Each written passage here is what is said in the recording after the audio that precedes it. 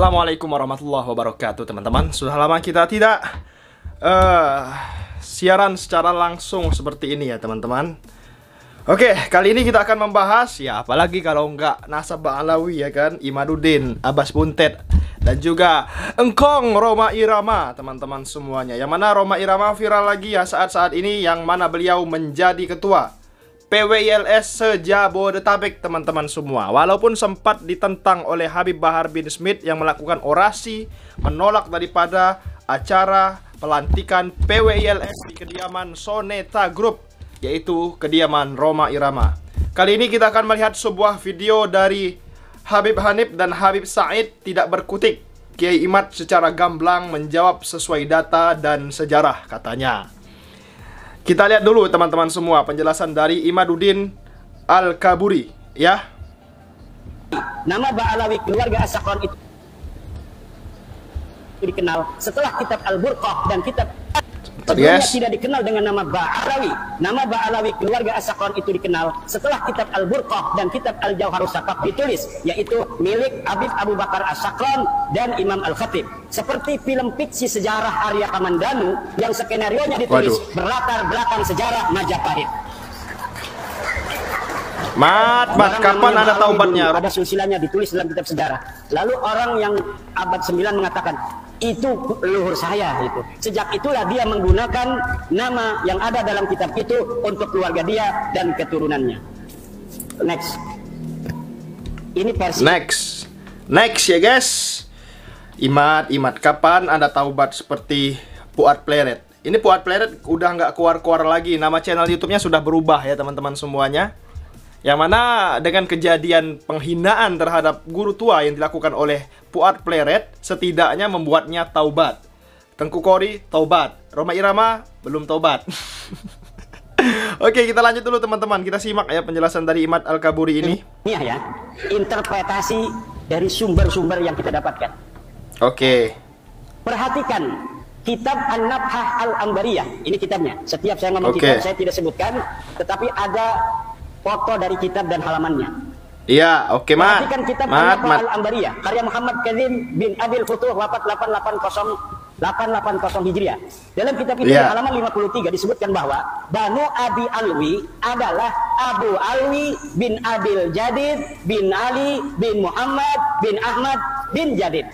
Dalam kitab itu, ulama yang hidup di abad 9 dan tinggal di Yaman sama sekali tidak menyebut nama-nama keluarga Ali As-Sakran yang ada pada masa itu atau sebelumnya. Seperti Faqih Muqaddam Muhammad Sahib Mirbat sebagai Ba'alawi, ia hanya menyebut keluarga Jadid.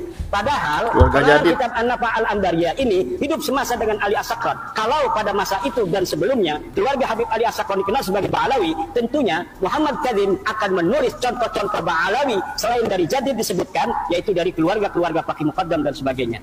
Ini membuktikan bahwa keluarga Ba'alawi yang terkenal itu hanyalah dari keluarga Jadid. Keluarga Ali As-Sakran dan leluhurnya sebelumnya bukan keluarga Ba'alawi. Jika keluarga As-Sakran dikenal dengan nama Ba'alawi, tentu Abil Futuh yang hidup sejaman dengan As-Sakran akan menyebut minimal satu nama yang mengindikasikan bahwa keluarga As-Sakran adalah bagian dari Ba'alawi. Perhatikan kitab An-Nabhah Al-Ambariyah halaman 53. Di sini nggak kelihatan, silahkan di Google saja. Next. As-Sakran hanya bisa menyebut dua nama keluarga Jadid. Habib Ali As-Sakran yang mengatakan bahwa Jadid yang ada dalam kitab sejarah itu As-Suluk adalah saudara dari Alwi, leluhur dia. Hanya bisa menyebutkan dua nama keluarga Jadid. Dua nama itu persis sama dengan yang disebut kitab As-Suluk, yaitu Abu Hasan Ali dan Abdul Malik yang berketurunan di India. Jika Jadid adalah betul-betul saudara Alwi, leluhurnya yang ditulis, dan ini pun saya yakin tidak ada orangnya, tentu akan banyak nama-nama selain keduanya yang diketahui Ali As-Sakran. Tapi mengapa As-Sakran seperti orang asing di keluarga Bajadid hanya mengetahui dua nama dari keluarga Bajadid yang diketahui dari kitab As-Suluk, yang bukan hanya diketahui oleh dia, kita juga mengetahui bahwa keluarga Jadid mempunyai dua nama yang tertulis dalam sejarah, yaitu Abu Hasan Ali dan Abdul Malik. Apa bedanya saya dengan dia? Sama-sama mempunyai dua nama saja, padahal dia mengaku sebagai keluarga besarnya. Silakan.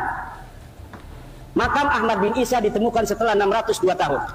Ahmad bin Isa yang wafat tahun 345 Hijriah, makamnya hari ini berada di Husaisah.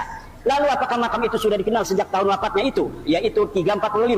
Al-Janadi 732 Hijriah tidak merekam adanya makam Ahmad bin Isa. Padahal ia sejarawan yang rajin mencatat nama-nama makam yang diziarahi dan dianggap berkah. Artinya, pada tahun 732 Hijriah itu, makam Ahmad bin Isa belum dikenal seperti saat ini. Telah berjarak 387 tahun sejak wafatnya, makam Ahmad bin Isa belum dikenal orang. Ini dalam reportase Suluk yang rajin jarah-jarahin makam, tetapi dia mencatat nama makam-makam lain, tidak mencatat nama Ahmad bin Isa yang katanya sudah wafat 345 Hijriah di Yaman. Ini orang Yaman Al-Janadi.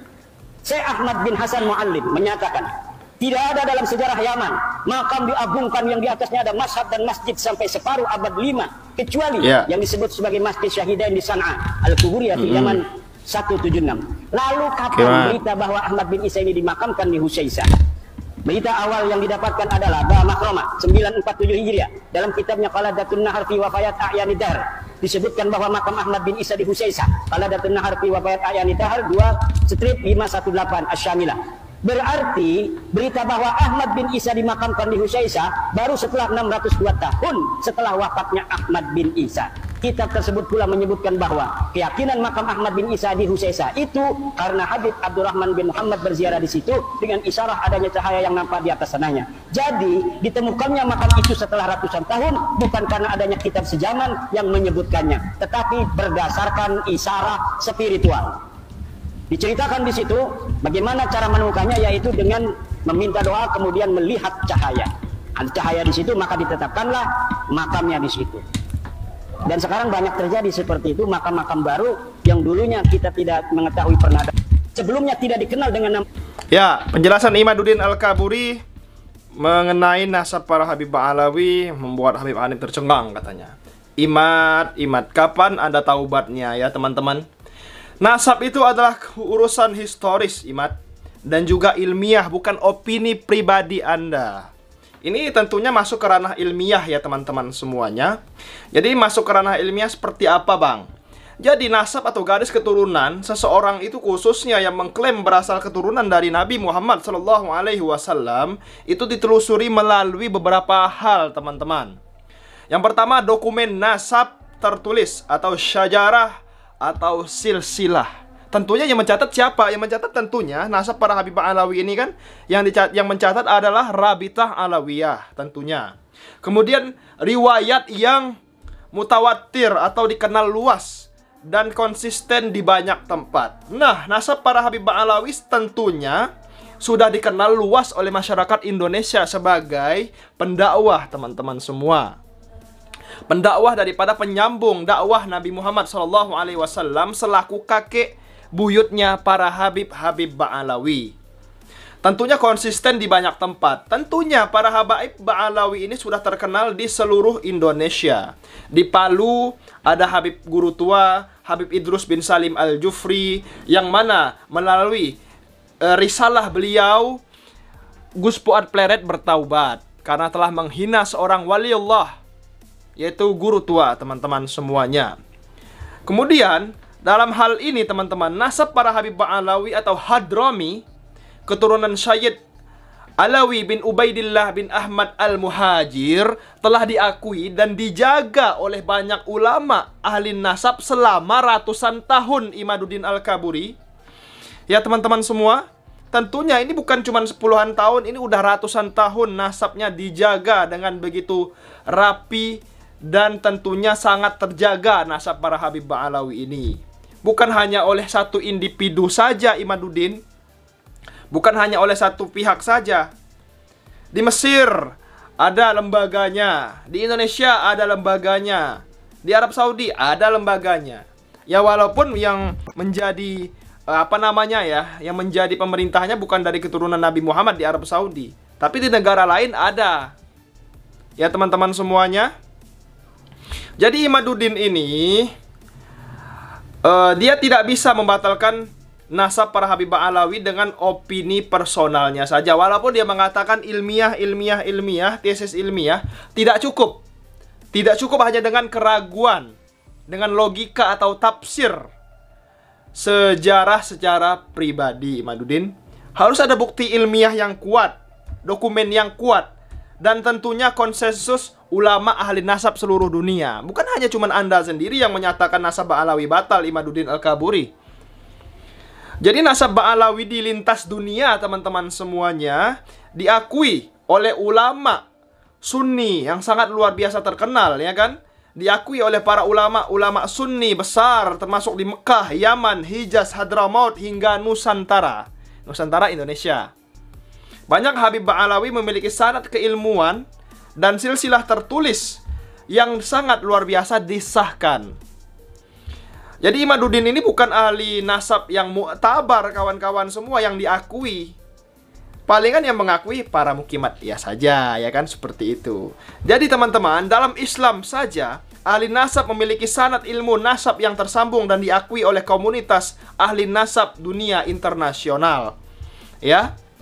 Jadi jika Imaduddin bukan kalangan tersebut, maka pendapatnya tidak membatalkan pendapatnya tidak bisa membatalkan nasab yang telah sah secara syar'i dan adat yang sudah sangat luar biasa terkenal dari dulu sampai sekarang para Habib Ba'alawi ini. Bukan cuma puluhan tahun, udah ratusan tahun, Mat. Ya, semoga saja teman-teman semuanya kita berdoa Imaduddin Al-Kaburi bisa bertaubat, teman-teman semuanya. Walaupun masih panjang yang bisa gua bahas mengenai Imaduddin ini ya, teman-teman semuanya. Kita bahas satu lagi. Para keturunan Ahmad Al-Muhajir yang dikenal dengan sebagai Bani Ba'alawi atau Alawiyin dan mendakwahkan Islam ke Asia Tenggara dengan akhlak yang sangat lembut, ini tidak bisa hanya dibatalkan oleh Imaduddin Al-Kaburi saja, teman-teman semuanya. Jadi membantah nasab tanpa ilmu bisa jadi fitnah Imaduddin. Siapa yang mengaku kepada selain ayahnya padahal ia tahu, maka surga haram baginya. Hadis riwayat Bukhari dan Muslim. Ya teman-teman semuanya, jika seseorang menuduh nasab tanpa bukti yang kuat, apalagi kepada nasab yang telah diakui secara luas, maka ia bisa tergolong ghibah, fitnah, atau bahkan buhtan, tuduhan palsu. Kesimpulan teman-teman semuanya, nasab adalah ranah ilmiah dan spiritual, bukan opini perseorangan saja. Nasab Ba'alawi telah diakui luas oleh ulama ahli nasab lintas generasi. Kemudian menolak nasab tanpa bukti kuat bisa masuk dalam fitnah dan pelanggaran syariat. Seperti itu teman-teman semua. Semoga video kali ini bermanfaat. Semoga penjelasan kali ini bermanfaat. Jelas Imaduddin rungkat teman-teman semua. Serungkat-rungkatnya seperti Gus Fuad Pleret yang sudah rungkat dan meminta maaf dengan mengganti nama channel YouTube-nya. Tengku Kori juga sudah bertaubat. Dan semoga saja Kiai Kiai Marzuki Mustamar, Kiai Kutlori, apalagi Roma Irama, Abbas Buntet, dan raja terakhir Imaduddin Al-Kaburi segera bertaubat dan dapat hidayah. Terima kasih. Jangan lupa subscribe MPH Channel jika bermanfaat video kali ini. Assalamualaikum warahmatullahi wabarakatuh.